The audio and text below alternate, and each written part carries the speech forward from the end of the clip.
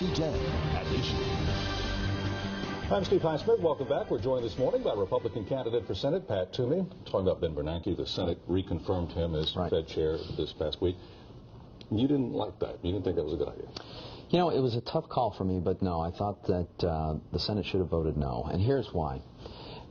I think it's very clear that the Fed made a big policy error earlier in this decade, specifically in 2003 and 2004 when they kept interest rates extremely low for an extended period of time, despite the fact that we had strong economic growth.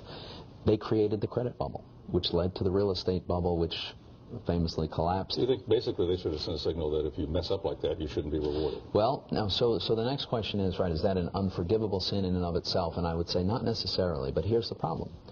Chairman Bernanke refuses to acknowledge that the Fed played any meaningful role at all in creating this credit bubble, and I think that's... Who would you put in there? Well, I'm not sure. I think there are a lot of qualified and capable people that we ought to consider. Romer, Blinder, anybody? I mean, you know, nobody. That's the flip side of the coin. People were saying, well, we're kind of, we have issues with the guy. It could be worse if we put someone in there that the Wall Street doesn't like. Well, the criteria shouldn't be who does Wall Street like. The criteria should be who understands the role of the Fed and the importance of preserving the value of the dollar. And my concern with Chairman Bernanke is, despite he's a very capable, very intelligent man, but if you're not willing to acknowledge a very profound mistake that was made earlier in this decade, how should we be confident that he wouldn't make the same mistake again? Did you vote to repeal Glass-Steagall? Yes.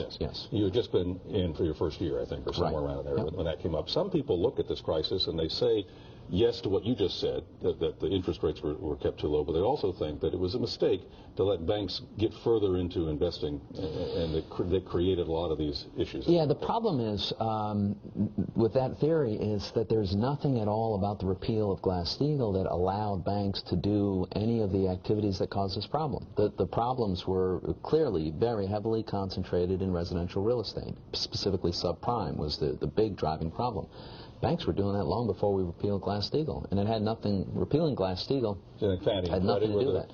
Fannie and Freddie were big culprits, and Congress played a big role. Congress deserves a lot of blame here because Congress was passing laws and forcing Fannie Mae and Freddie Mac to make subprime loans, to make loans with lax credit standards, because they had an understandable and admirable goal of helping more people become homeowners, but they pushed it so hard that they ended up forcing institutions like Fannie and Freddie to make billions of loans to people who really were not able to pay them back. All right, so I want to get back to the electorate then that looks at everything you just said, and you look at 2006, 2008, and now the Brown victory, and you say the public is trying to send signals that they want. They're narrowing the parameters here. Don't go there, do this, do that. And some people will say, hey, Arlen Specter might be the right guy for that. And for example, the National Journal says that his voting record in 2008, he was conservative 57% of the time on the economy, 60% of the time on foreign policy, 47% of the time on social issues. Sounds like he's doggone down the middle. Until he discovered that he had a Democratic primary challenge, and now he's become one of the most left-wing senators in the body.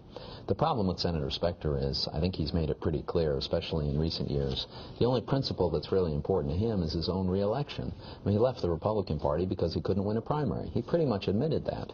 And then he insisted he would be independent and he wouldn't just be an automatic 60th vote for the Democrats until he got a primary challenge. And then he said in a Democratic caucus, I came here to be the 60th vote.